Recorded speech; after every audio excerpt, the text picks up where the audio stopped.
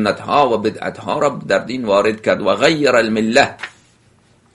راه خدا را عوض کرد و بدل السنه و دین خدا را عوض کرد و رد شهادت امیر المؤمنین علیه السلام و شهادت امیر المؤمنین علیه السلام را که از برای زهرای اطهر و فدک شهادت داد تکذیب کرد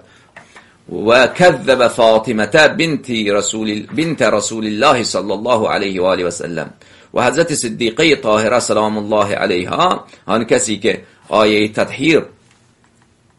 بر کسای یمانی ایشان نازل شد، بر ایشان را تکذیب نمود این نامرد و اغتصب فدکا و فدک را غصب کرد و ارض المجوسی و الیهودی و النصارا و اونجا زمینهای از دیگران بود اونها را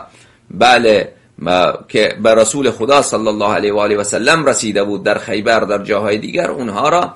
ملک های رسول خدا صلی الله علیه و آله و سلم